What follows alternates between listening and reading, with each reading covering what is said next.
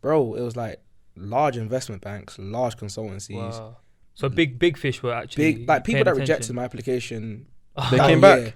Were calling me saying, "Can you do you want a job here?" Send him a screenshot of that rejection. Yeah. email. Another one. Start from Be the like, bottom. this you. But now, man, I was saying to you earlier before we started recording, like it was something that I randomly saw on LinkedIn a few years ago. I think must have been 2018, 2019. Yeah. I think Leslie was like, he commented like, yo, like, you know, congratulations, Reggie, like you're smashing it, doing your thing. Yeah. And that's when I think I first ever like discovered you and came across your story. And obviously we've been doing Hate Square since November 2019. Okay. And like one thing we've made a mission is like we're very, very selective on who we have on. Like we really take pride in, you know, our content and the kind of value that we provide to our audience. And it's like we don't want just anyone on in it. Do you know what I mean? Like we only want people on that we know, number one, that we can relate to, but number two, the audience can take most from. But now, big up on coming through, broski, man. Oh, thanks, I know man. you've come from the east side of the river and that, you know what I'm saying? Yeah. How was your journey here and that? It was good. It was alright. The long. England game was on, so I was Do you enjoying know, it. it's coming home. Yeah, That's it. It's yeah. coming home. We released this in 3 days, so do you get me? We wouldn't have lost by then. We're still Next chilling. game's on Saturday, so Yeah, we'll it's be coming fine. home, bro. That's what I'm saying. I heard you speak Mandarin. I studied Mandarin with my degree. So what was part of Kingston's thing, innit? Yeah, so Kingston have so I went to Kingston University, Yeah. and they have a language scheme called KLS, so the Kingston Language Scheme, and you can do that parallel to your degree. Yeah. So there was a list of languages you could pick, and these times I was like, let me take my education seriously. So I was like, what's the hardest language I can pick, But very beneficial as well. but very beneficial? And Mandarin was on that. I think after like second year I dropped it though. Oh, I sorry. swear. Yeah, Did you pick up a lot? Like, do you still remember? I did enough for me to get what I wanted out of it, because I wanted to boost my CV and just have a conversation starter when I'm in front of employees for like internships. Better than and nothing, stuff. bro. And it worked. So when they will look at my CV, they'll be like, "You Mandarin. study Mandarin." Especially in And finance, it's good, no? Exactly, yeah. So Yeah. as soon as it did what it needed to do, Yeah. I Got just you kinda for it. dropped it. What's that? Ni hao? Is that Mandarin? yeah, ni hao ma. Yeah. Shishini? I don't know what that is. Safe. Like, Yeah, what Got is it Safe, from safe, Russia. safe, You remember safe. Russia in the ends, the bloopers. I think Yeah. so. Chris Tucker, man, he's struggling with Shishini. That's where I copped it from. Yeah, big up, Yeah, man. it's I'll mad. just speak. Do you speak any other I language? speak lit. I speak English, obviously. Hey, no way. Aye, this guy's talented, bro. So I'm from Ghana, so I speak the mother language there, which is Tree. Jeez. But there's bare languages in Ghana, no? Or is there? There's obviously different tribes and stuff, but the main two is Tree and Ga. Okay. So I speak Tree. Okay, sick. And I know a little bit of Portuguese. Swear. But yeah, just because friends and stuff. Okay, mad. sick. What, Portuguese from Portugal or Portuguese from Brazil? Portuguese from Portugal. Yeah. Portuguese yeah, from Portugal. yeah. What's the capital of Ghana? Accra? Yes, Bruh. yes. Come on, man. I actually went to That's uni. good, man. I went to uni with a guy called David. Okay. Yeah, Big up David. He's Ghanaian as well. Yeah. Done my placement with him as well. Okay. Bare on that vegan life stuff. Yeah, Yeah, serious? Yeah. My old friends watching this, if they're still watching this, they would remember him from my old Snapchats and stuff. He was Okay. bare heavy on the vegan. I'll show you some stuff. Vegan? He was bare heavy on the vegan stuff, can't bro. do that, He bro. was, These times vegan wasn't even like. That's what I'm nah, saying. this was 2016, 17. So he was. That's when it started booming. Yeah, innit? that. Yeah. But he was like, I'm talking broski, like Donny would be reading back of every packet of crisp and biscuits, and Yeah, like, they he have to, was innit? so on it. Yeah. Wow. But then They I think have he that moved milk. back and he was like, yeah, hey, they're not gonna lie, bro. It's Ghana. I can't do it here, fam. That's pescatarian now and that. I was like, bro, listen, as long as you're keeping healthy, you know. Yeah. Oh, wait, he's from, like, he lived in Ghana. It was a bit of a weird, like he's from there, but he had property here. Like Oh, he okay, was, okay. yeah, Oh, can't fair. lie, his family Sick. was doing Up this there. thing. Yeah, Fair yeah, enough, I'm fair saying, man. But I've got a few Ghanaian friends as well that I do like tutoring with on the weekends and that, Okay, like sick. who are teachers as well. Yeah, and I got big love for the Ghanaian community, man. Yeah, Do love, you know man. what I mean? Love, man. Thank you. Big up. But now, bro, I think starting point. I think that people need to really hear about your story, bro, man. Obviously, we know about it. Yeah. You're obviously a fellow Kingston grad like us. Yeah. Shout out KU, you get me? Shout out KU. But yeah, man, if you could just explain to the audience in a few minutes, man, like a bit more about your story and All right, cool. that Or kind of stuff. just cut me off whenever, because it can go on Yeah, for a yeah. while on it. But, Take your time, bro. Alright, so I was born in Holland, so I'm Dutch, right? So, Do you speak Dutch? Nah, so I moved here when I was 4, so I've always been educated in the UK. Sick. So I lost the language as Yeah, soon as I yeah, came here, as soon yeah. as I started studying here. But I was born in Holland and then came here when I was 4 years old. My parents are from Ghana and they travelled Europe when they were young. So they left Ghana obviously for a better life, and they moved to France, to Germany, then to Holland, and then they had my sister who's 2 years my senior, and then me. So I moved here when I was about 4, and lived in East London ever since. But both of my parents really struggled with alcohol. So my mum and dad were both like heavily addicted to alcohol. Obviously, when you're younger, you don't realize it. Yeah, you just think it's normal because they're your parents, that's your family, right? But subconsciously, when I was younger, I realized that I was always outside. Like, I would always want to be outside. And as I grew older, I kind of understood why, because obviously there was words of war at home and the turmoil at home and stuff. So I was always outside. And being outside in the council estate that I grew up in, you're exposed to a lot of different things. I was exposed to the sort of gangsterism on the estate. I was exposed to various different people on the estate, but I was also exposed to football. And when you're young, you play football with, like, if you play football with people your age, but then if you're good enough, you play with the older guys. And if the older guys rate you, that's when you're like, right, you know, I'm good. Do you know what I mean? Like, the older guys like picking you first, and they're like, oh, Reg, come. So I was like quite decent at football, and I always wanted to use football as the avenue to, I call it, become like the first generation wealth builder for my family. Like, we didn't grow up with much money and things weren't like the smoothest, but I wanted to use football as a segue for that to change. So I pursued that, and it was obviously growing up in an estate, like, if you've grown up in that similar environment, you know that there's so many different distractions and so many different things that happen. So even in school, I wasn't like a really, really bad child, but I was just either always in the wrong place at the wrong time or just like really mischievous. So me and my friends would just go to the shop and buy, like, you know them pellet guns? Just start shooting people just for no reason. We'll just, wouldn't say bully people, but we knew that we had some sort of dominance over people, right? And we kind of just abused that power. Like, when you're the cool kid, then you come from a certain area or whatever. You know what I'm trying to say? So that got me in quite a bit of trouble in school. Like, I was excluded from school, got in trouble, like various forms of trouble. And then when I was 14, that's when I was like, I knew I wanted to sort of change my ways, but it was hard. So then I just continued down that spiral. And then when I was 15, I started losing one or two of my friends to sort of knife and gun crime. And then some of them will go to like, to prison. And it was just like, okay, now we kind of need to just like fix up kind of thing. This time I'm still playing football, right? So when I was 16, that's when I was like, yeah, I've got kind of like a little breakthrough. So I was playing at youth professional and youth semi-professional level from, let's say, 12 to 15, 16. Didn't get the contract that I wanted at 16. And then I signed for a club called Woking Football Club, which is like the conference prem. So it's one league below the professional system here. And that was a good opportunity for me, because it was like 2 years where I got to study, got to play football. And if it works after that, then you kind of just take it on from there. So I remember I signed there, went to study over there. So I was traveling from London to Woking, which is like, I was going a long way because I didn't have money to pay for the train in it. So I was always either bumping train or just going a long way to save as much money as I could. Do you know what I'm trying to say? Yeah. Like, ticket inspectors are coming on, you're hiding in the toilet, or you're just doing something just to get to college. Do you know what I'm trying to say? Like, sometimes you just have to force to sleep or whatever. Like, I remember I was waking up at like 5, leaving at 6, getting to college at 8:45. And then obviously training like almost every single day. But then halfway through that contract, so when I was 17, I lost my dad to alcohol. So sorry for you lost, man. Yeah, no, it's rest alright, in peace, man. So my dad actually left us when I was like 14, then came back when I was about 16. No, 13 he left, then came back when I was about 16. And he was made redundant, so came to live with us again. And then, yeah, there was one day I was going to church, and like, I was about to leave, and he woke up and he just came into the living room, and he was just, you know, when he looks like someone looks pale, he just looked very pale, and he just dropped onto the sofa, and he was struggling to breathe. But he was a diabetic, so I thought it was like his diabetes playing up or something. But he was just struggling to breathe. And then my mum came in from the kitchen and was like, "You go, I'll call the ambulance just in case." Ambulance came, and they thought it was just his diabetes and stuff.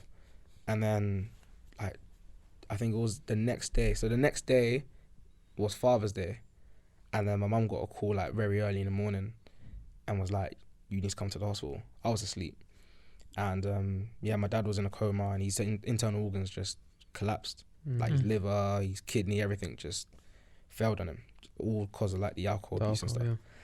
So yeah, he unfortunately passed away when I was 17. And then when that happened, that was almost the trigger moment for me, because I've got an older sister, I've got my mum, I'm the only man in the house, and I just took the onus on myself to provide and just, I don't know, build something, because my mum did all this for us, right? And I wanted to build on that. And that's when I decided to do something more long term. So I thought, I know that football's a good avenue, but let me be realistic with myself. Will I go on to play like Premier League or whatever? Probably not. Like, you have to be honest with yourself. So I was like, yeah, let me find something else to do. But because I put all my eggs in one basket, like football's, especially in the UK, is very much all eggs in one basket. If it's football, you have to neglect education, you have to neglect so many different things. So I didn't know anything else, right? So that's when I just thought, you know what? How did the rich become rich, man? I want to be rich. I want to be wealthy, but I didn't know how. Yeah. So I started Googling, you know, how do rich people become rich? Obviously, Google's very narrow when you type things like that. Work hard. Do you know what I mean? Like, it's nothing tangible online. So WikiHow. Yeah. yeah.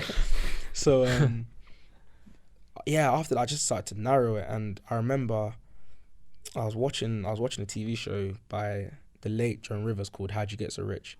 It's a comedy show where she just goes and asks people, well, how'd you get rich? But there was so much practicality in that, because I thought the people are giving her really tangible advice, and I thought if they're giving her advice, then they can give me advice. So I put it off for a long time, but I did some research and like rich areas in London, got a list, and I was like, yeah, I'm gonna go.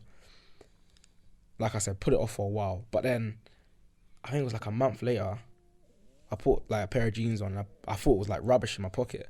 I reached into my pocket, and it's the paper that I wrote the list of names on, like the list of areas on. And I said, yeah, it's now. Sign it's now from or God, never. man. Sign Yeah, from man, God. it's like, it's now or never kind of thing. So yeah, I took the train to the other side of London, to Gloucester Road, walked out the station. And when I tell you, bro, it's a new world. I had never been to that side of London. It's a new world, bro. The streets were clean. The cars were, I'm a bit of a car fan as well. The cars were just immense. Germans and Italian whips everywhere. Bro, it was crazy, bro. Like, I've never seen so many Range Rovers lined up on one row, bro. Like, Come like an Asian wedding or it's something. it's crazy. Rentals and that. I think Did you that's have the anything first. prepared, like in your head? So I practiced the pitch on the train. So when I was Okay. on the train, I was thinking, because when I'm from East London, so I had like, all I knew was slang. Yeah, press the intercom. Yo. Do you know what I'm trying to say? So I was trying to train myself. Yo, B, I beg you bring me in. Do you know what I'm trying to say? Like, bro, I had to train myself so much. Like, don't say this and don't say this. And I didn't own a shirt or a tie or anything like that. So I'm going in what I have, which are like black jeans. That stuff, we'll come to it later, but that stuff growing up, coming from our environments, that stuff is so neglected in school and that, man. The social capital element from It's lower crazy. social We'll dive background, into it. We'll dive into it. it's immense. But yeah, we'll definitely touch on that. But so I'm there now, and yeah, at first I'm just asking random people on the streets, like, first and foremost, you live in this area, and if the plan was, if they said yes, I'll be like, oh, like, do you have any advice for me? I'm trying to like change my life around and stuff like that. As you can imagine, a young black man Yeah, I was gonna in say, a hoodie, black jeans, black trainers, asking you, it's all suspect. But at the time, I never realized that, because I didn't know that there was a stereotype of people me. Because all I knew was my area. The only time I travelled out of London was to play football. And I'm going to places like Peterborough or Manchester, and all you're doing is playing football. So you never really know. No interaction with People. So I'm thinking, oh, if I'm going to ask you a question, you're just going to answer it. But it wasn't like that. And I quickly realized people aren't as receptive as I thought they'll be. So I'm asking people in the streets now. Again, no one's responding to me. So now I go into the different hotels in the area and ask the concierge, like, what type of people stay in these hotels and stuff. Because people always ask me, what was you planning to get out of that? And the honest answer was, I don't know. I was just planning to get something. Like, that trigger moment, like, this is what I need to do to become rich. And then I'll do it. So I'm asking people in the hotels and stuff. And again, no one's giving me, like, they don't even know themselves kind of thing. So then I come out now, I see a guy in an Aston Martin, asking him a question like, oh, like what skills did you have to amass your wealth? Like, what did you do?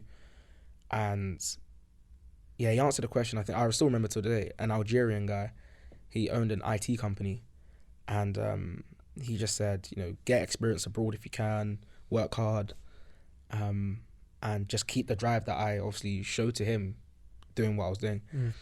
And then 5 seconds later, he comes and gives me like £40. Yeah, I was gonna say, was he the guy that gave you 40? Yeah, so he was the guy that gave me £40 just for asking him the question. Because You got his number?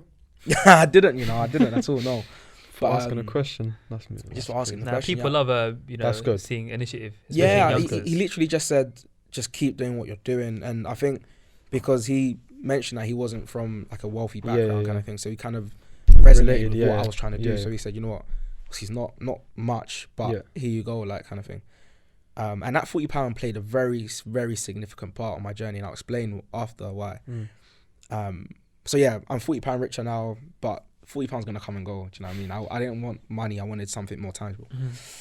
So then I thought, before I leave this area, let me go and knock on people's doors, because if they're in, they either have to open the door to tell me to go away, or they have to open the door to give me the advice I'm looking for. So I'm buzzing on the different doors, knocking on the different doors. People are telling me to go away. I remember one man thought I was going to rob him. What did he say?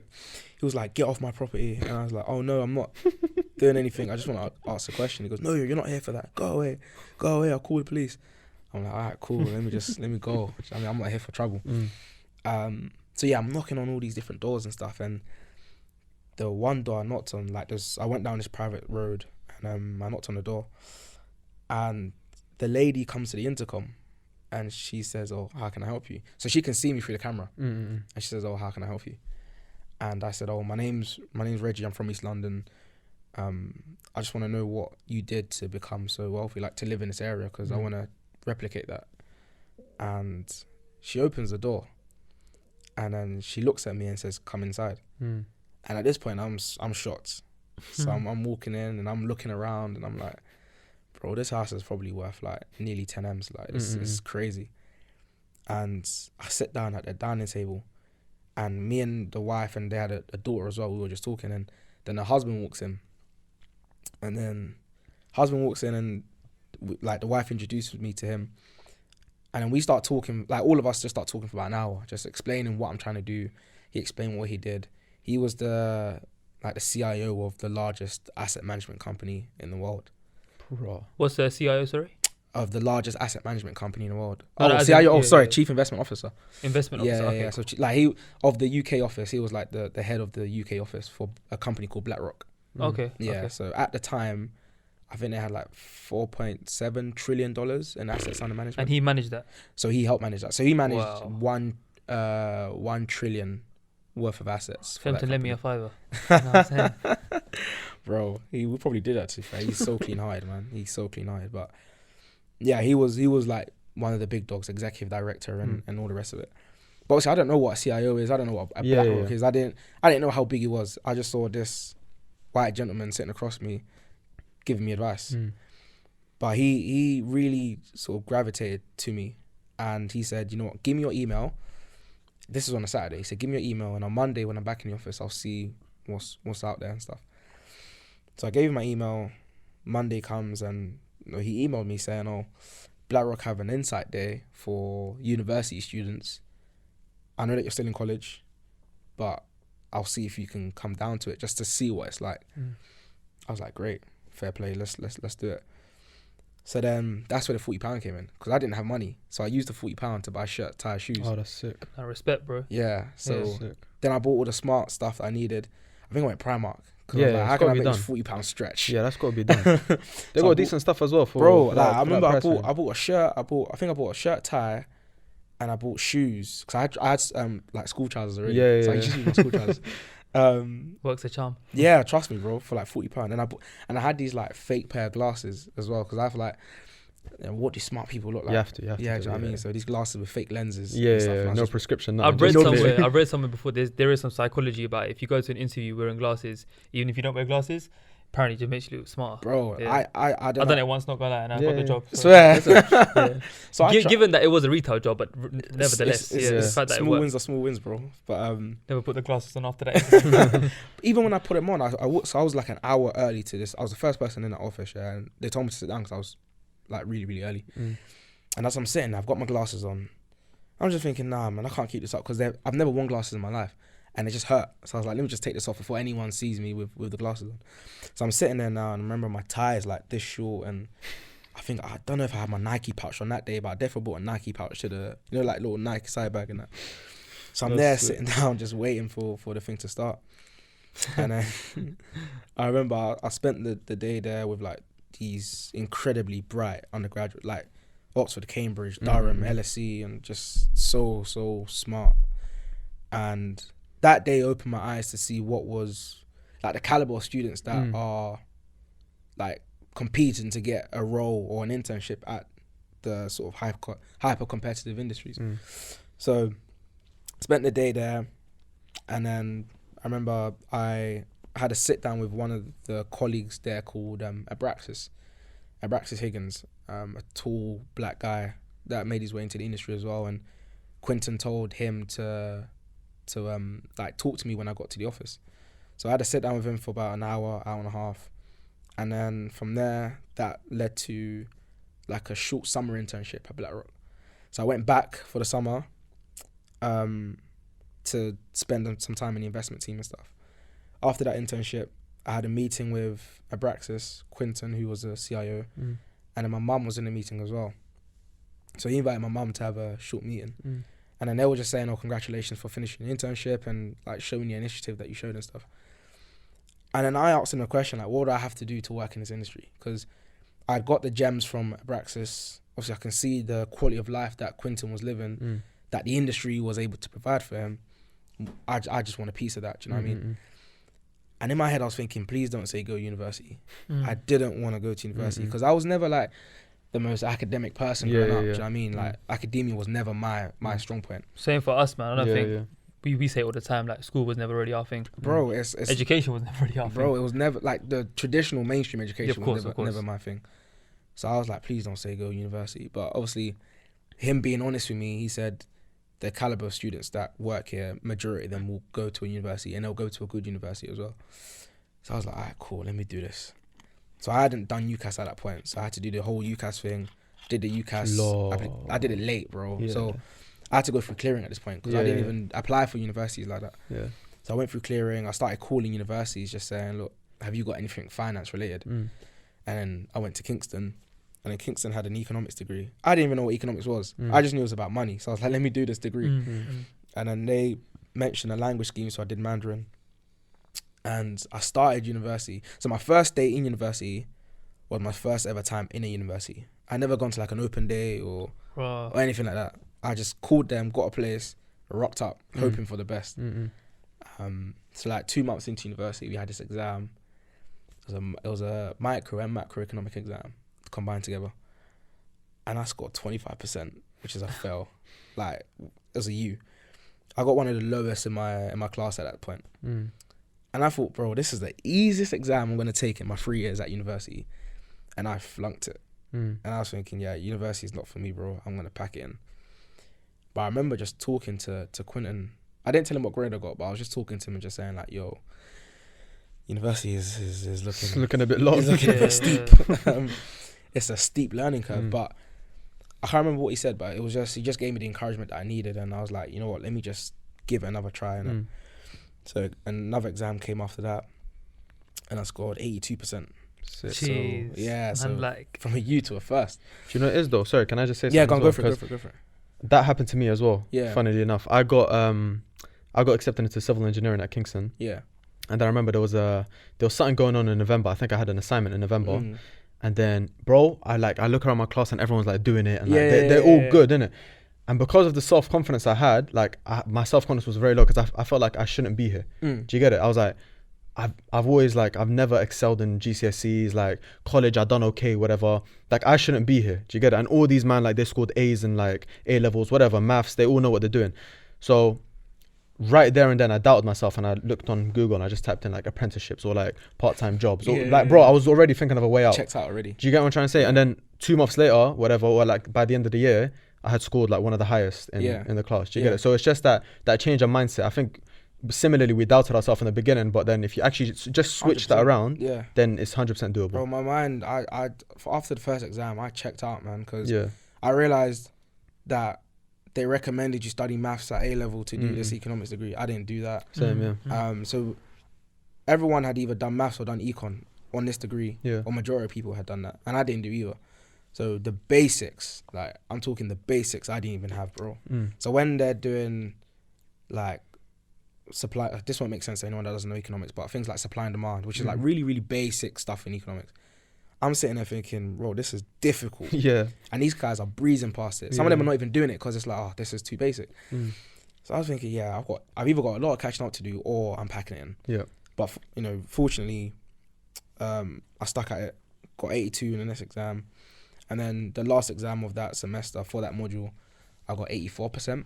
So I got Sick. like 2 first class. I managed to get like a first class overall for that module, and that's when I was like, yeah, you know what, I can do this thing, and I found my feet in terms of internships as well. So I did a spring internship, which is like a first year finance internship where you have to apply and go through the different stages.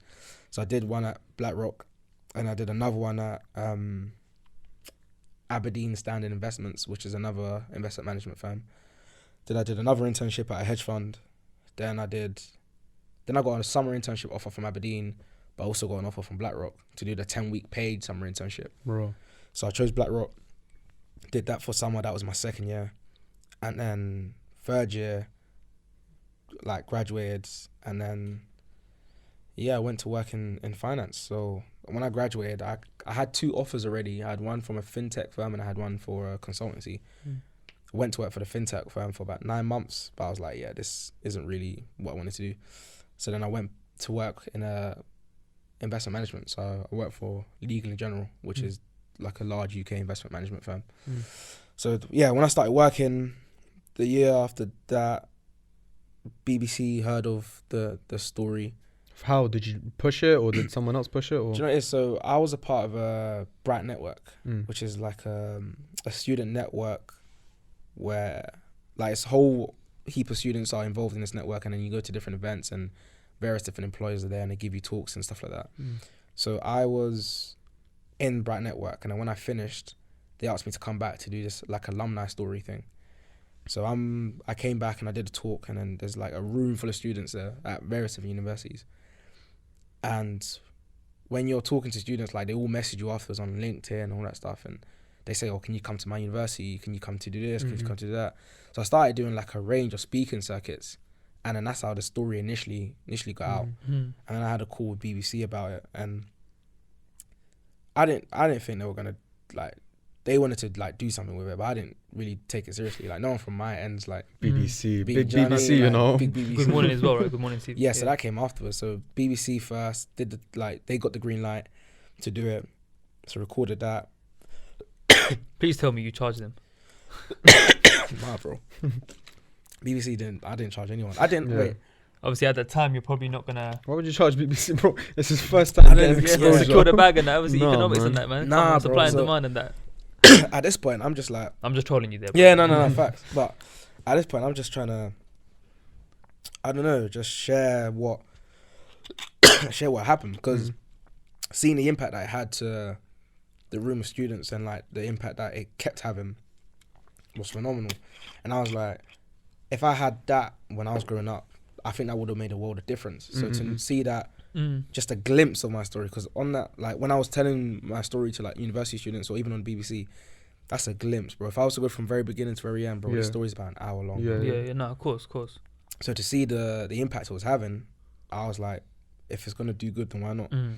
So yeah, did the BBC thing, and then everything just blew up. Like LinkedIn blew up, socials just blew up. I wasn't like a social media guy like that. Do you know what I mean? I'm still not a social media guy like that. I just go about my business, but people, organizations, institutions just started to get in touch.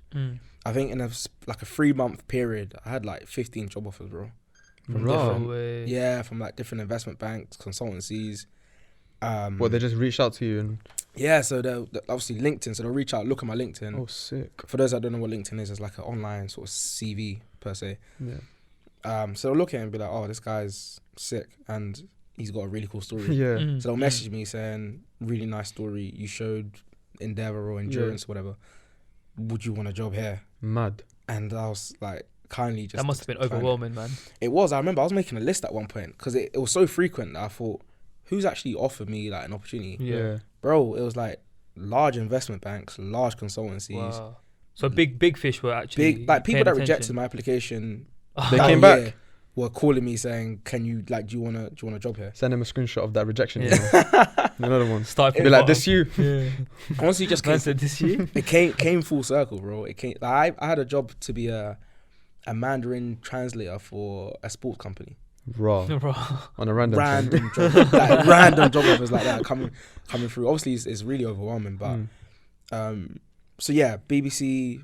In fact, it was BBC Stories that did it. So BBC Stories is a smaller arm of BBC, but then it went like much further than anyone sort of anticipated, and actual BBC like took hold of it and just ran with it. Definitely, man. So then that's when. So before ITV, it was the newspapers. So all like Daily Mails and Metro Evening Standards, that they took it and they just circulated it. So I was in like all the major newspapers in the country. And then Humble brag. Yeah, humble brag. The Sun? Stay away from them. Yeah, it was, you know. It was. Ah. Yeah, it was the Sun. Yeah. But Big it up was, on getting on the Sun, but bun the Sun. yeah, bun the no, bun the Sun, bun some of them, yeah. All them. But, That's Yeah. cool. You don't have to say it. We can say it for you. Yeah, So- yeah, yeah, so- You don't. I'm You trying to you protect you myself. Take yourself completely correct, bro. We want you to Will. get the brand deal. Hashtag Yeah. ad and that. You get me? Nah. but yeah, no, it was the newspapers, and then it was the Prime Minister at the time, so Theresa May. Mad. So then, Bun Theresa May. that's my friend, man. I can't even say that. That's it, that's my friend. That's my friend. What's up on that? Now we're still in touch. So Swear? I'm actually seeing That's I'm seeing her mad. in a couple of weeks. Actually, I'm going to Westminster. Sick. Just have a catch up. Yeah, we're still like very much in touch. That's sick. Yeah. So like we caught up on Zoom during lockdown. So it wasn't one of those just PR things. Like, let me just see. It's at first, I think it was. Probably but an advisor was like. It oh, was listen, a social media advisor. Yeah. Yeah. At first it was, and then So what happened was, the Cabinet Office and Downing Street were working on this thing called the Race Disparity Audit, which was to get more people from ethnic backgrounds into the corporate sector and like the hyper competitive industries. So then, Downing Street called my workplace and said, "Oh, we've seen Reggie Nelson's documentary. We really want him to be a part of the announcement and a part of the campaign." So then they forwarded the email to me, and then I thought it was a joke, to be honest. I received the email like 6 p.m. on a Thursday. I thought it was a joke, and then I looked at the signature and it was a Downing Street signature. So I was like, "Oh, okay, cool. This is legit. This is happening. This is happening, yeah. And the heading of the email was "Request from the Prime Minister." That's why I thought it was a joke, because I was like, it's a spam email or something. It's one of those. You've won $1 million. Do you know what I mean? Yeah, I'm gonna yeah, open yeah. it and there's gonna be like a naked lady that pops up or something. But no, it was all legit. Hot singles near you. No, it was all legit. And the next day I had a call with Downing Street, the special advisors at Downing Street. Like, went through all of the sort of stuff that they needed to go through, and then I went to the announcement, like a roundtable discussion. Prime Minister was there, but before that, her social media advisor was like, "Reggie, seen your documentary. Do you want to do? It'll be good if you could do a one-to-one interview with her for the campaign and stuff like that." So we had this roundtable discussion with, I think it was 12 different corporates, so like 24 people around the table. And then afterwards, I went into this room, and then the Prime Minister came in afterwards. And then we had like a 5-minute discussion on what the event was about, what we're trying to achieve, and what the race disparity audit is in a nutshell. That was on camera, and then off camera we had a brief discussion. But then something that I've always been taught is, if there's anyone that you want to really stay in contact with, then handwrite them a letter, which is something Quinton always taught me. So I just handwrote a letter just saying thank you for the opportunity, had a lot of fun, blah, blah, blah. And then she wrote back to me, handwritten letter back to me, gave me her... I'm going to take that on board. I've Bro, not heard that before. It's such a great, one of the best pieces of advice I've had, bro. It makes it more personal, innit? Yeah. Everyone's going to send an email. Yeah. Not everyone's going to write Yeah. a Send a letter. LinkedIn request. Plus, or it could just be something, copy and paste. Do you know what I'm trying to say? Or LinkedIn request. Yeah. Like, a lot. And there's nothing wrong with that, but Yeah. if you receive a handwritten letter, Especially in it's this day and personable. age, Exactly. especially Spray it in with this day, yeah. perfume, put a little kiss there. You know them ones. Like, put the signet on it. Yeah. Trust me. But, so yeah, she came back to me, and gave me her secretary's email and just says, like, please keep in touch. This is my secretary's email.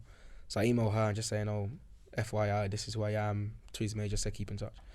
And then from there, went to Westminster, had a catch up with her, and then Zoom. These times she's still Prime Minister, yeah? So when I first met with her, she was stepping down. So she was going to step down.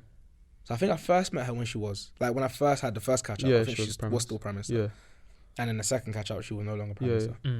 And then from there, it's just been like that, just like random checkups, catch ups. It's amazing, man. Big up on her for staying in contact with you. Yeah, no, she. The thing is, so when I first met her, when I first went to catch up with her, she remembers stuff from our conversation that only someone that was interested in the conversation will remember. Truly So she remembered, like, where I worked, what I was doing, where I lived. Like, her questions was from someone that actually remembered the conversation that we had. So from that, I thought, oh, wow, she was invested into actually the dialogue you were having that day. Yeah, exactly. And I just think it was just like, when you're that high up, I think a lot of people either want something or need something from you. But I just wanted to keep in touch and just see if I can benefit from my relationship. Like, not even ask for anything, just... Oh, bro, listen, that's life, bro. Like, do you know what I'm trying to say? Like, fam, benefiting from anything is normal, bro. Do Do you know what I mean? Yeah. Especially someone in, the Prime Minister of your country. Do you know what I mean? So, from there, it was just like, it just grew from there. And now we're... That's really inspiring stuff, man. No.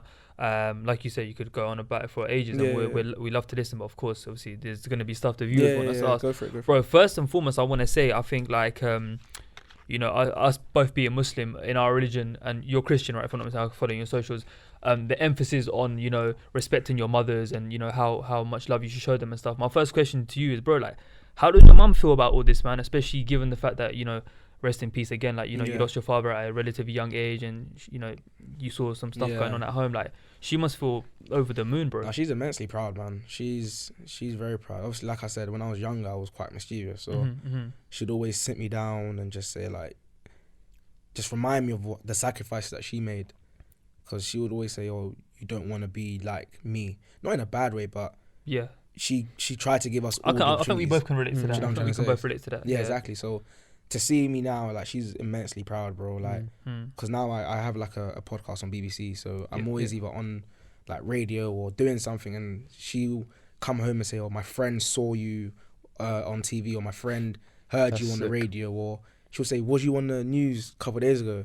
And I'll say, yeah, why? She goes, my friend messaged me and said that you was there and stuff. Oh, man, God bless her, man. Yeah, no, it's been a blessing, and just seeing her reaction and just being able to support her and give back to her, it's an unwavering feeling, man. I can only imagine, bro. Like, for me, Hussein knows this, obviously he's one of my closest friends, but like, I've always aspired, in life to be successful, accumulate wealth, drive nice cars, live in nice houses, wear nice clothes. But I think for me, my biggest goal in life is just to ensure that whatever avenue of career I take and success that I do achieve one day, and I'm in the process of achieving, God willingly, always keeping my family and my mum at the forefront to ensure that, she'll always realise, and like I will always realise as well, that I understand who I'm giving back to because of the sacrifices, the family who have come from overseas, whether that's from Africa, whether that's from South Asia, or from the Arab communities as well. So now, definitely, man, parents are something that we should always look after, especially if they've made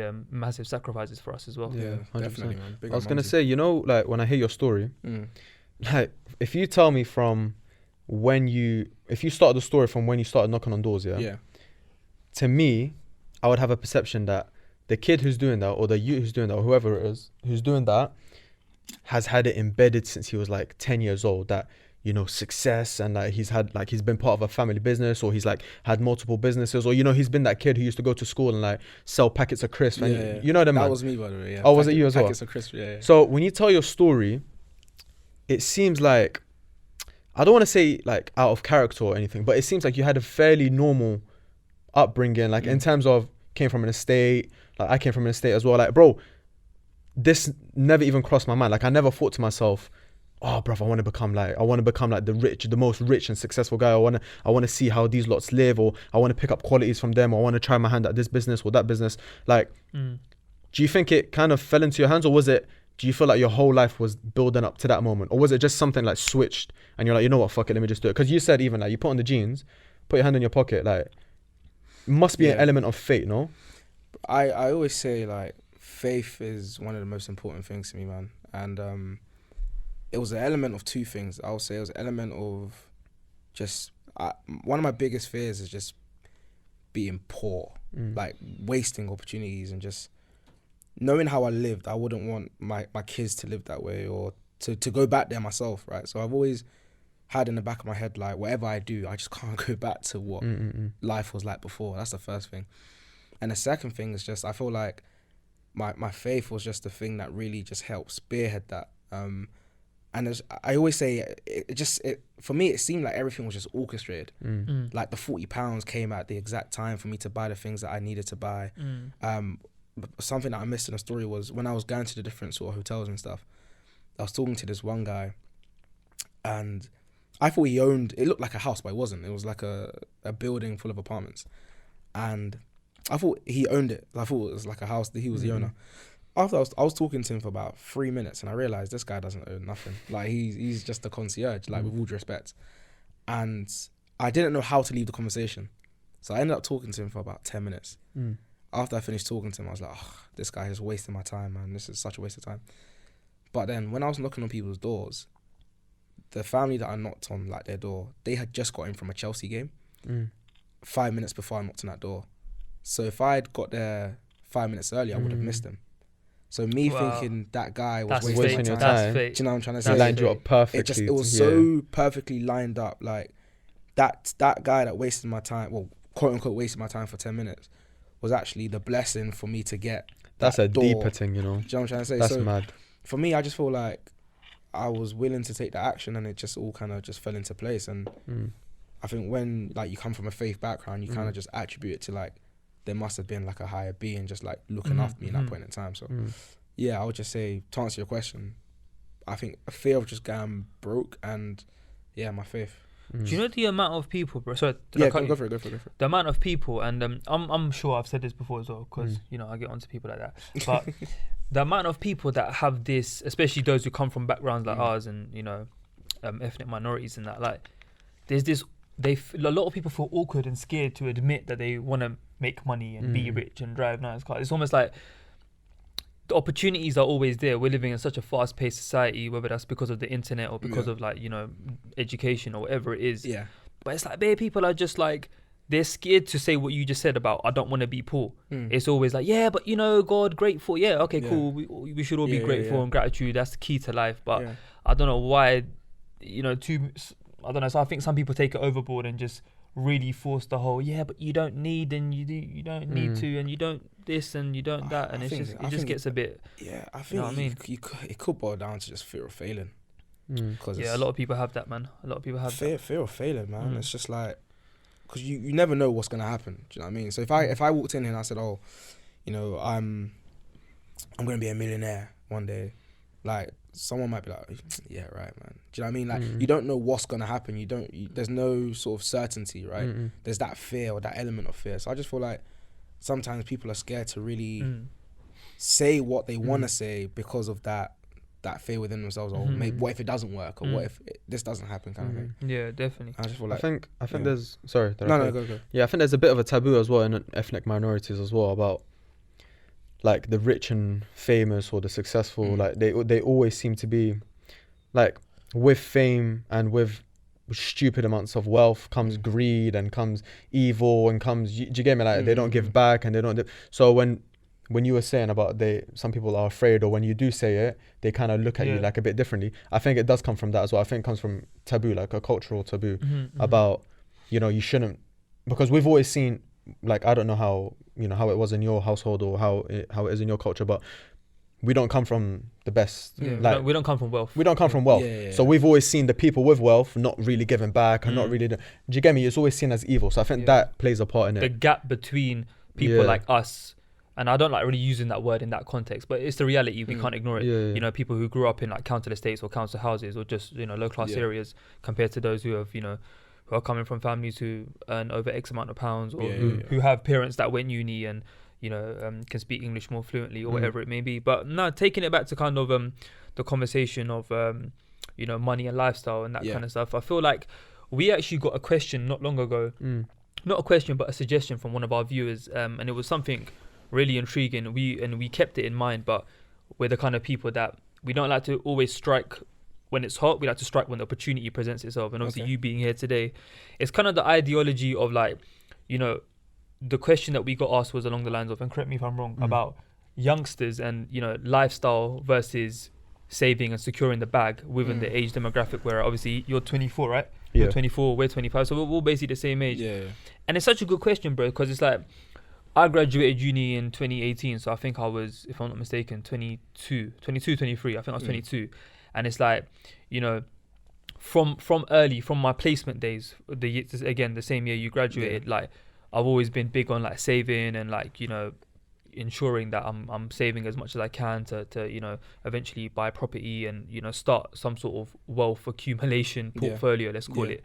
And I feel like me doing that at such an early age, it benefited me in a way where, you know, if let's say, for example, an emergency came up tomorrow, God forbid, I kind of know I've got that safety net at the back of my head, like, it's cool, like, I got something saved. Okay, it's not the biggest amount of money in the world, but do you know what I mean? Yeah. But then it's kind of like, you know, then I see certain man earning £1,500 a month and they're spending a rack on red bottoms. And it's like, how do we, when I say we, I mean those who come from BAME backgrounds, those who are coming from underprivileged backgrounds, parents on benefits, parents, you know, claiming, you know, income support, whatever it may be. Us being the first people in our family, more time anyways, to get degrees, to work, you know, 9 to 5s, to earn a proper salary, to actually even be eligible. Bro, let's be real. Most of the people watching this, probably including our parents, till this day are probably not even eligible to get a mortgage because of the fact that they're not earning a full-time income. And it's it's so difficult. Again, sorry, and I'm waffling on a bit. No, go for it. Even what you said about the whole £40, you went and bought smart clothes and you went to the Insight Day with your duffel bag, your side bag, so on and so forth. It's like, I know we laugh at it now, but it's so true. Like, I saw a TikTok about it the other day. I'm sure it went viral. I'm sure you man might have seen it, about this girl saying how the professional world, it's not really made for us people because we don't come from that. We struggle having those conversations because, like, when I say hello to you, I give you a spud and a little hug. Yo, my brother, what are you saying? Salam, ak, how's things? I say the same to you. You know, what's good, my broski? Good seeing you, my guy. You know, things like that. But then it's like, when I suddenly have to change it up, you know, oh, good afternoon. How are you doing, guys? You know, it's just like, you feel awkward, and I'm sure you can definitely relate to that, man. Yeah. What's your 2 cents on that? I feel like the social disparities, particularly between people from a lower socioeconomic background to a higher one, it's very, very, very wide. And you're right. When you are from an environment like we're from, and you go into those environments, I feel like that's the biggest thing that holds people back. It's never about the competency or the work that you're doing, because, bro, the environment that we're from, there are so many bright people, like so many people that if you put them in that environment, just on the work alone, they'll be able to do it. But it's navigating that social culture that people fall flat on. For me, it was, how do I dress? How do I speak? How do I engage? How do I up my interest in particular things? Bro, on my internship, these guys were talking about fishing, skiing, hockey, like, it was so many different topics in conversation that I just couldn't relate to. I couldn't resonate with. The only sport I knew and watched was football. These lot were talking about various different sports, going on various different holidays. The first holiday I actually went to was after I got paid for my summer internship, and I went to Brazil. That was the first ever, apart from my mother country, which is Ghana. I never gone on holiday, so I just couldn't resonate with that. And I think that's where the big disparity is. So it's never about how smart someone is, but it's always, a lot of the time, it's going to be about how they navigate that social culture. And that social culture, unfortunately, does lead to unconscious biases, because you'll be in a room with someone that is a senior executive or a decision maker, and because they might look at you and think, I can't take this guy to see clients. Not because he's not smart, but because his tie's probably not long enough, or because he doesn't know how to articulate himself. Or his shoes are not the right shoes, or you know, whatever it might be, right? And these things, they shouldn't, but unfortunately, they do hold people back. And it's unfortunate because, like I said, the people that do miss out on these opportunities are very bright. I mean, I was fortunate that I had probably the most senior person in the company at the time in the UK as my mentor, as my advocate, as my sponsor. Otherwise, I would have been another person that was academically or competent to do the stuff, but would have fell at the hurdle because I didn't have that social capital. So. You know, you said Great answer, like- by the way. Thank you. yeah. Now, you know, when you were talking about how you had like a work experience and then you had a summer placement Yeah. and then you came back next year, done another summer placement, Yeah. and then you had like an intern. Like, it seemed very busy and very hectic. Yeah. I think one of the questions we got recently was your youth. Yeah. Like, let's say you're 17, 18. Let's say you go uni, you get student finance or whatever it may be. Yeah. Personally, what I done with my student finance is I tried to enjoy myself as much as I personally could. That wasn't on gums, by the way. That was traveling, going out as much as I personally like possibly could. Like, bro, I used to go on holidays like 5 times a year. Like, It's lucky for some. yeah, that's what I'm trying to say. So, Lifestyle. but for me, that wasn't like. But I'm not saying like I was rich. That's all from Yeah, student yeah. finance. Bro, I came back. I had yeah, £3 on my account. Swear to God, my boy brought me a croissant. I'll never forget that. Yeah, I had nothing to eat. But obviously came back, hugged mumsy, got a little pinky in the hand. You get me? But what I'm trying to say is, there's that side to it. Then there's that side of people who get that money from student finance, whatever. The man then will invite them out. No, you man go do your thing. I'm gonna stay at home today and study stocks. I'm gonna stay at home and study the market, Forex, and whatever it may be. Yeah, they're clued on like that. What, like, obviously there's 2 ways to it. There's positive and negative to each. Do you regret the way you went about anything? Do you regret how maybe you didn't enjoy as much? Because obviously some people would argue that money comes and goes, but you only have that youthfulness once. You only have that time in your life once. No responsibilities wherever. Yeah. What's your 2 cents on that? You touched on it. There's 2 sides to it, right? I always say there's always a balance, and I will imagine there's a spectrum. I will never encourage anyone to be on polar opposite sides of each spectrum, because you can't just sit at home and study the market, or using the market as an example, study the markets and just throw away your youth, because as you said, you are young, and even if you're not, like, I don't drink alcohol, right? Clubbing's not really my thing either, but there's various different ways that you can enjoy yourself. You can travel, you can take part in sports, go to events and all those things. I still encourage young people to do that, but I also encourage young people not to just splash all their cash on if it's clothes or whatever it might be. I feel like there is a balance. Imagine like a seesaw, right? You don't want a seesaw to tip either side. You kind of want to get bang on in the middle. For me, I was fortunate enough to have that balance, because I didn't live on campus. I lived at home, so I didn't have the responsibilities of rent or having to pay landlords or anything like that. So when I got my student finance in, I purposely saved a certain percentage. I don't know how much I saved, but I made sure that I saved some part.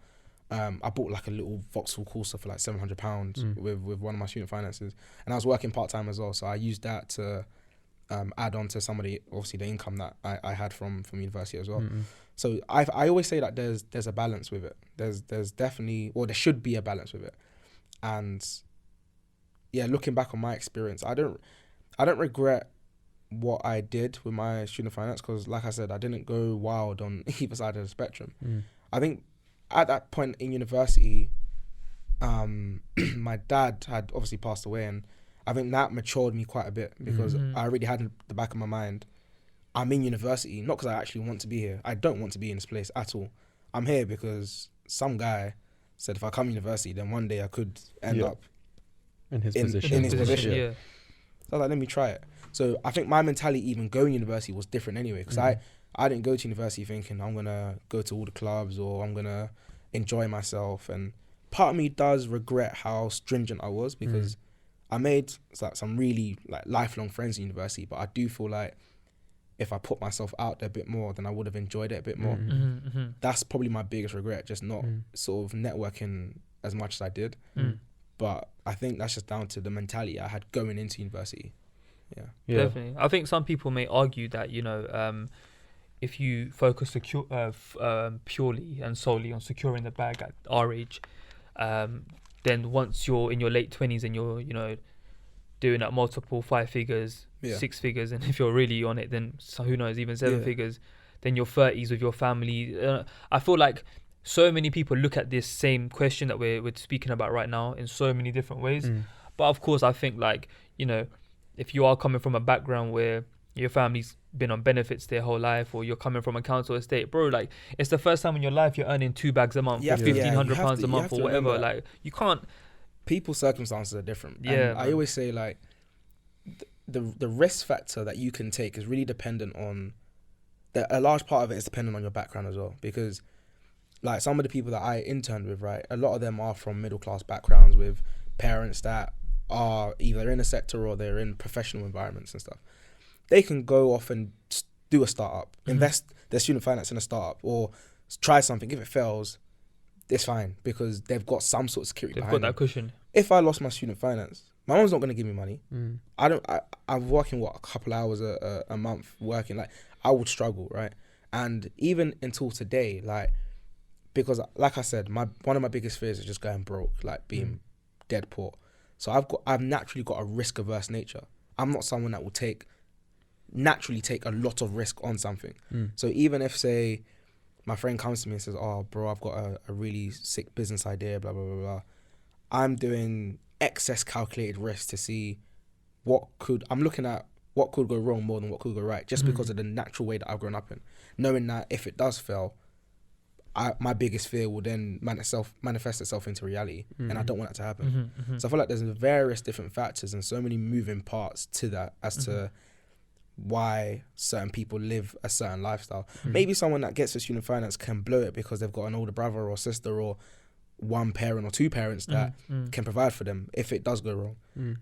But there are people on the other side of the spectrum where if it doesn't, then boy, it's a long day. And I think I feel like that sometimes does dictate how people using student finance as an example spend their money. I think one thing I always try to push as much as I possibly can is, I think in this day and age, you can make stupid amounts of money doing almost anything, bro. Like whatever your hobby is, whatever your passion is, whatever you enjoy doing, you can make you can make stupid amounts of money doing it. So obviously with your journey, no regrets or anything, obviously, because alhamdulillah, you are where you are now. Praise to God. Do you kind of wish that you found something that you're really passionate and that you really love and that you enjoy, and because obviously you went down the route of what makes you rich? Do you get it? And obviously you stumbled across like investment management, which is obviously big bucks. But do you kind of like wish that you went into something that you're proper passionate about, that you enjoy, that's your interest, your hobby, that you can't stop thinking about? Do you know what? I was really, really, really fortunate that investment management was something that I generally have an interest and a passion for. Okay. Because someone asked me this as well, what if you didn't like finance? I always said I'll be screwed, because then Quinton wouldn't have been able to help me the way that he did, right? But when I was on my internships, I just found everything so interesting. I found the markets like so, there was always something going on, right? You look at a screen and in all its complexity, there was so much interest there. And I was like, right, this is something I can see myself doing. And the more I understood, the more I wanted to know and the more passion I had for it.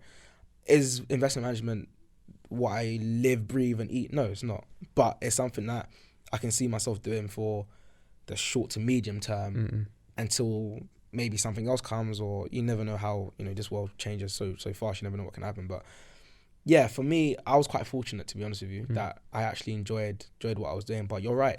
Now in this day and age, you can do almost anything and get money for it. Like I did a talk years ago, about 5 years ago, I think it was. And it was actually with one of the guys at Link Up TV. And he was talking about how, it was one of the co-founders, and he was talking about how he founded Link Up TV and stuff. And he said that those years ago, like you can do anything, it was just YouTube sometimes, and get some serious money from it. And he said, even if you want to do a video pouring water sexy, people will watch that. Like, bro, it's nuts. Content. There's a market for everything. Do you know what I'm trying to say? Content is such a big currency in this day and age. So yeah, I think we are in a space where it's a blessing that you can actually do anything you want to do. And the fact that we have exposure to that, because when I was growing up, before even investment management, it was either music, football or crime. If you weren't good at football, majority of people tried music. I tried music. It didn't work. Do you know what I mean? That's a Reggie on the mic. Check 1 2. Mate, you never know. But it was always like my friends will just have like a mic and a computer. Just dead bars, man. It was a mess. Right something, read off. Do you know what I'm trying to say? But everyone's like, in my area anyway, it's either like you do football, you do music, or unfortunately you go down the route of crime. Do you know what I'm trying to say? But now it's like, even when I was looking to go into finance and stuff, I was fortunate that I knocked on a door and someone was there. Otherwise, I didn't have visibility to finance. I didn't have visibility to the corporate world or anything like that. But nowadays, you can, like, if you ask a young person growing up, oh, I want to do YouTube, or I want to do marketing, or I want to do this. There's so much exposure to so many different things that they're in such a privilege. And the thing is, they don't know it, but they're in such a privileged position. So you are right now. The internet's allowed you to access so much information. Bro, it's crazy how much information you can get. And the thing is, I was saying this to my friend the other day as well. I was saying, because like our generation are almost the emerging generation to take over from our parents. So our parents came here and did the groundwork, and we've fortunately been able to build on that. And because we're all almost getting somewhere with what we're doing, a lot of us have realized that we need to pave it back down. So the amount of like organizations that I've seen that help young people, the amount of like universities that have tried to partner with different institutions to just give visibility to people, it's immense. Like, so many different people of influence go to different schools and go to different colleges and just say, hey, you know, if you want to do this and you can do it. That we didn't really have that when we were growing up. So yeah, it's a privileged position. Sorry. No. Something that we were speaking about before you came is as we're, how are we doing for time, by the way? We have to wrap it up soon. Cool, we'll wrap it up soon. Oh, really? Yeah, it went quick. One thing that I've learned and have known from an early age, around 18 as well, 19, is in life in general, especially if you want to achieve success, like mentorship, as you mentioned, your mentor Quinton, right? By the way, before I answer my question, you still in contact with him and stuff? Yeah, he's like my father figure, man. Cool. Like, So you go like to his house weekly and that and stuff like that? Yeah, not weekly, but yeah, I still go to his house. His wife is amazing. Like, I was at his house a couple of weeks ago. He's got a second house in West, like a 10-bed house in West Sussex. That's a 10-bed. That's a second house. That's a hotel. So, yeah, I spent a couple of days there when I just. No, I'm just curious. But the main question I want to ask is, mentorship is something that can really, unlock someone's potential, especially a youngster. Yeah. Like you said, those individuals who may come from a certain background, they may not articulate themselves in a certain way, and they may not know how to dress, or when they wear a suit, it's oversized and baggy, and they're wearing, man bags with it or JD bags with it or whatever it is. But like, how does the average Joe from, a council estate, a council house, this is of course just your opinion, so please don't take this factually, you know what I'm saying? How does someone in that position who wants to better their life, learn from someone who makes 6 figures or 7 figures, but they genuinely, like me, bro, like for example, I want to be a millionaire one day, hopefully, or at least earn 6 figures one day in my life, but I don't think on top of my head I know a single person, even probably, maybe if I really dug deep on LinkedIn, then maybe, but I don't know anyone personally who has earned, maybe like one guy I know, but apart from that one guy, like, how does my man from an estate in East London or West London or wherever go to find a mentor who earns 7 figures? Because it's such a big gap, like you were saying. Like, what would your advice be in that regard? It's a question I get asked quite a bit as well, to be fair. And if you can, yeah, answer, no, 100%. No, I think the best way to COVID has made it a lot harder. Yeah. Because my answer a year and a half ago has obviously changed from that time, but I feel like networking, but intentional networking, goes a long way, and being almost what I'm looking for, I think it's just genuine, a genuine want to learn from someone else. So when I knocked on Quinton Elizabeth's door, we did an event for Bloomberg years ago, and one of the questions that they asked Quinton was, why did you decide to help me, essentially? And they just said that in my request, I was genuine. Like, I didn't want like anything tangible from them per se. I just wanted to learn. Like, they could see that I just wanted to learn from them. And I feel like in this day and age, sometimes people network with people, and there's nothing really wrong with this, but sometimes the intentions might not be as pure. If that makes sense. Makes a lot of sense. Yeah, so it's just like networking to genuinely learn. And like I said, before COVID, it was easier to do it, but nowadays, I gave the example of letter writing, right? If you see someone online and you think, right, I really like this person, I want to get to know them, try writing them a letter. Try and avoid the emails. For a busy man is the worst thing, because it either gets drafted somewhere else or it gets missed, right? But a letter is something that is so personable that 9 times out of 10, they will find a way to get back to you, right? So letter writing is a great way to do it. The technology at our fingertips, Instagram, Twitter, LinkedIn, shooting someone a message and just saying, look, it's all in the wording as well. Like, can I steal 5-10 minutes of your time? Because if you say, can you mentor me? the word mentor, it carries a lot of Responsibility. responsibility. Yeah, it's almost like, oh, It's like raw. I don't have time. Because Yeah. instantly, if someone that earns 6-7 figures, more times than not, they're going to be busy, right? Yeah. Of course. So if you say, oh, can you mentor me? Instantly they think, long. time, energy, Yeah. don't What's have in that it for right me, now. Yeah. What's in it for me? Can't do it. Yeah. But if you say, look, people love it when you compliment them, right? So Yeah. you start with a compliment and stuff, and you say, look, can I still 5-10 minutes? That's how I got you here, of the innit? time. That's look, I'm here today, and it works. You know what I mean? But yeah, just wording it in a way that's not frightening to them. I feel like goes a long way as well.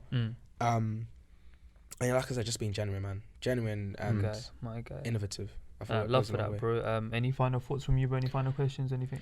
No, man. Just Then pick up, that man. was no, that was good, bro. That was Big sick, up on man. your I journey. could Like speak obviously, for another hour, bro. Yeah, no, saw you thank on Steve Harvey as well. That's his name, isn't it? Steve? Yeah. That's This Steve big, Harvey a bro. couple years ago. Come on, Steve bro. Harvey. Oh, I didn't know about that one. That's Steve Harvey, BBC, Yeah, This Steve Morning, Harvey got whatever's in touch called. a couple years ago, and I was on the Steve Harvey show. Yeah. As in on like Skype or something. So I was supposed to fly out to LA to do it, but the show got cancelled, and then they reached out again saying they still want me on the show. But the fact you spoke to him is Yeah, amazing. no, it was incredible. So I did the show on Amazing. Skype in the end, but it's online and everything like that. So. And now That's obviously it, your bro. biggest achievement coming on H Squared. Yeah, exactly. That's, Yeah, it beats GMB. tops everything, innit? That's beats at the Philip top of the Schofield and Holly BBC, Willoughby. what you trying to at us? You know what I'm saying? Nah, it's But been cool, I man. think a final thing for me as well. I just want to say publicly, give you your flowers for what you even use your Instagram platform for. You know your Q and A's that you do every week. Yeah. I take part as well. Oh, I know you say message if you got 5 out of 5. Yeah, But I wanted to tell you in person, I got 5 out of 5 that that's day. incredible. That's But I was like, you know what? I'm seeing him in a few days for H Squared, so I ain't gonna message so him. you were You know part what I'm of the saying? What, 26. did you give away like prizes, or is it just like I just wanted to know how many people like are getting it right. I'm gonna start doing giveaways. Yeah. Though, so Now, definitely, guys. If after today you don't want to already, make sure you you follow Reggie. Like, there's a lot of information that I've 100%. just gained from following you. Thanks, bro. And you do it in a very fun and friendly way now. But bro, from the both of us, man, thank you for coming on.